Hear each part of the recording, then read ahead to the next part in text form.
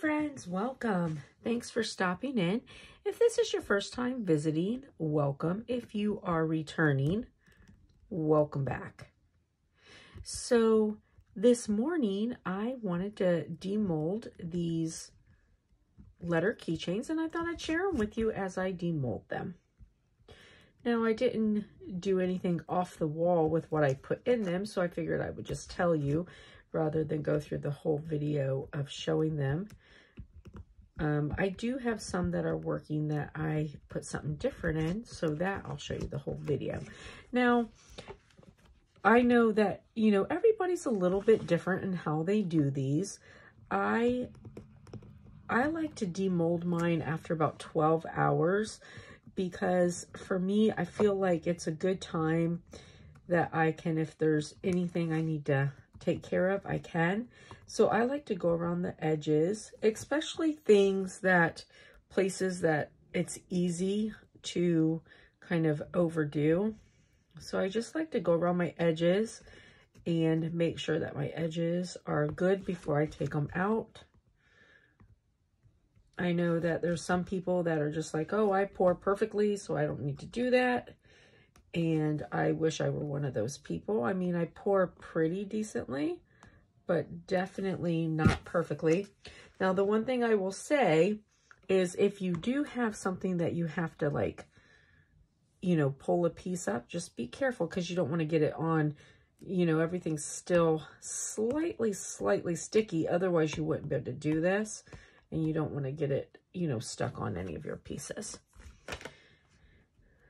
So I don't really have much. The B is one that I always have to sort of pay attention to because all these little round areas in here.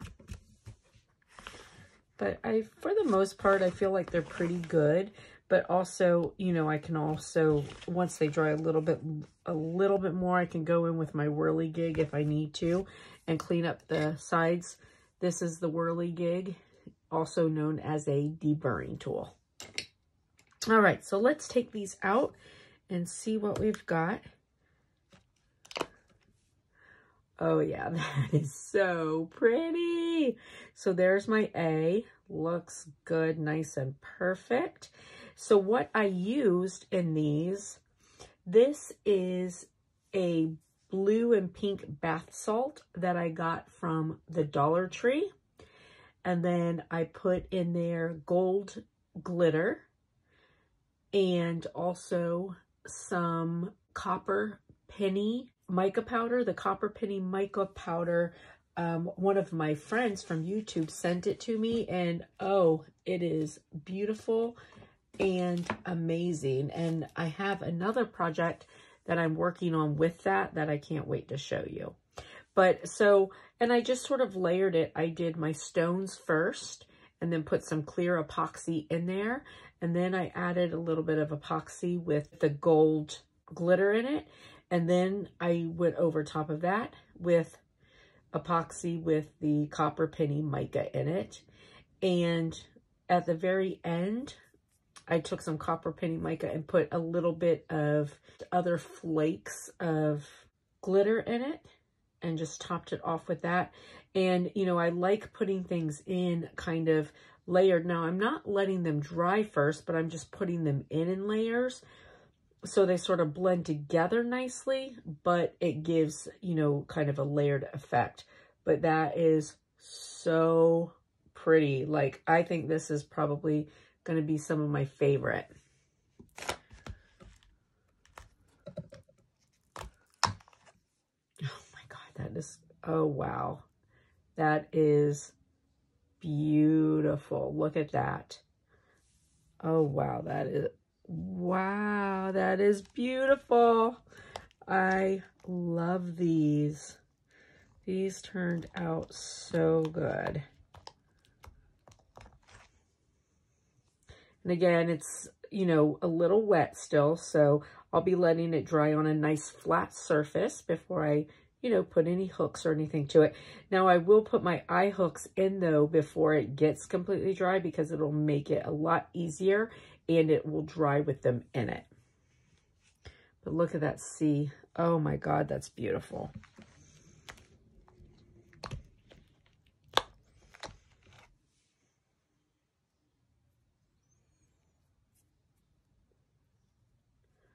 The D looks good.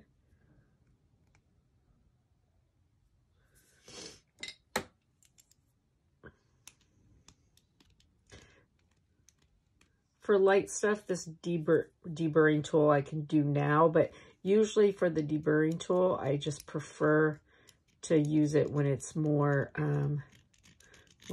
dry. But light stuff, if it's like, oh, that's light and I can get it off real quick, it'll work.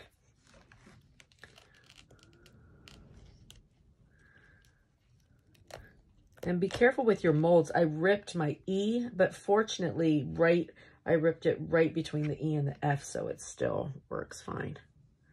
I have a couple of these, but I use them all, and I don't want any of them ripped. There's the E. Beautiful. Wow. I am in love with these. These turned out so good. There's the F. And this is just like bath salts. And it was a package from the Dollar Tree that had some blue and pink and purple colors in it. But I use Epsom salt and bath salts all the time. And it's just, it makes so cool of designs. Let me get this little tiny piece off of my G right here.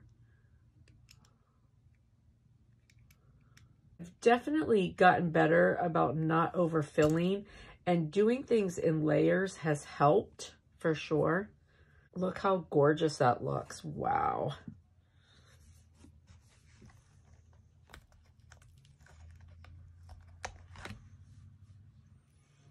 My H, that is so pretty.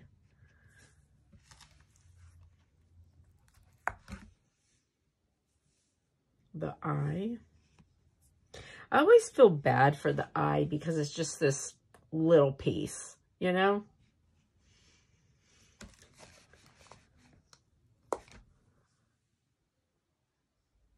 The J. So this one, I will probably, when it dries, I'll need to take my deburring tool to it a little bit because it feels a little rough here on the edge.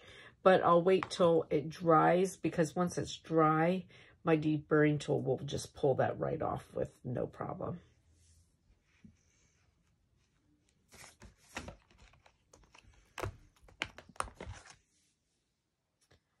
The K, that looks really good too. There's one little spot right here. That looks so good.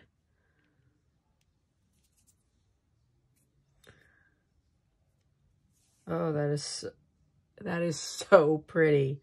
Wow, that is pretty. There's the L. Gorgeous.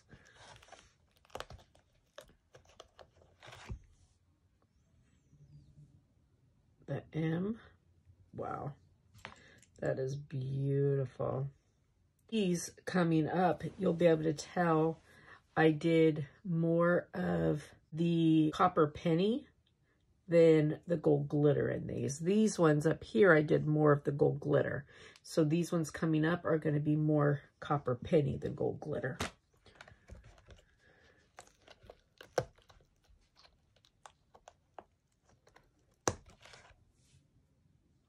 Oh, that is so pretty. So again, you know, more copper penny than gold glitter.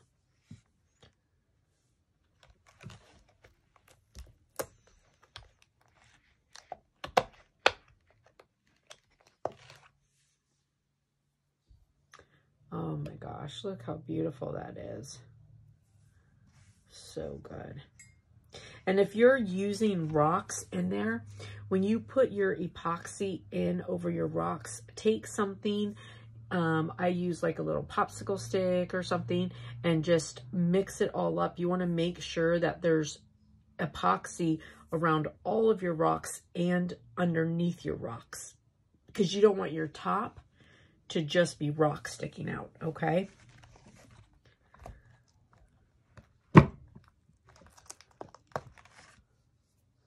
Oh, that's so pretty. And I do have a video just on the whirligig because I use it like on my cups and everything. And it's a fantastic tool. Thank you to my husband for turning me on to that. And it's got glitter in the back. And look how beautiful that is. That looks so good.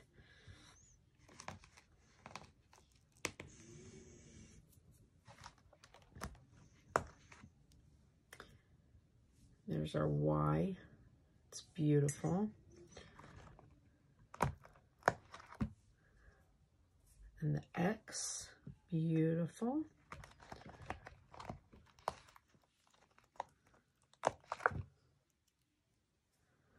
This W, it looks so good even from the back. See, that's even the back of it looks so pretty. And there's the front. Looks so good.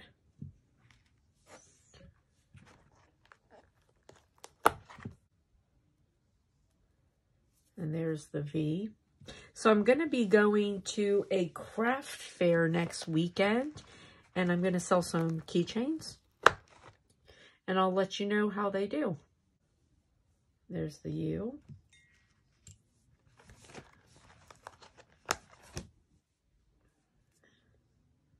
And the T. There's my T. It's so pretty.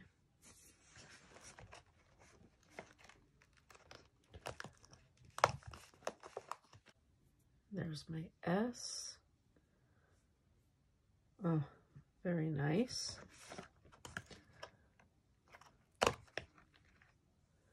My R. Now my R has a little bit of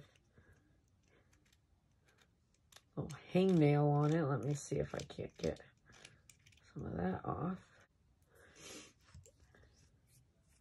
All right. Oh, little piece right there. And there's my R. And my Z. It has a couple little hangies too. Let me just get rid of them real quick. They're nothing big, so I can get rid of them now and then not have to worry about it when it's all dry. Now with the Z, one thing I notice, like M's and N's are the same way. Like I like to get in to this kind of like crevice here and just make sure that that's nice and clear, you know.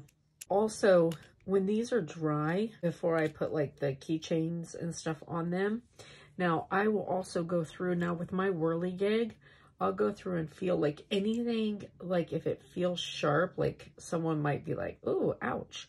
I take my whirligig and I'll just go through, you know, the edges lightly with my whirligig because it just smooths them out. Okay. But I do that once it's dry. And then I had some extra epoxy, so I did some numbers. So these are just, oh, but look how pretty that is. Oh, that's nice. So I thought that I would do the 50 together. 50, and I'll do 50. I don't know if I'll hang it like that or if I'll just do 2, you know, on a thing. Not sure. Might do it like that. And then I also did 21.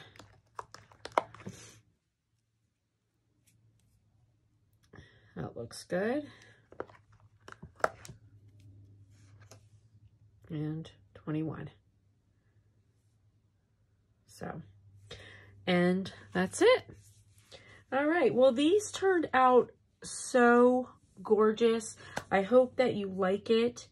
And I hope that you have a blessed and beautiful day. If you haven't already done so, please hit the subscribe button. And I'd love to have you as a subby friends. I'll see you later, friends. Bye.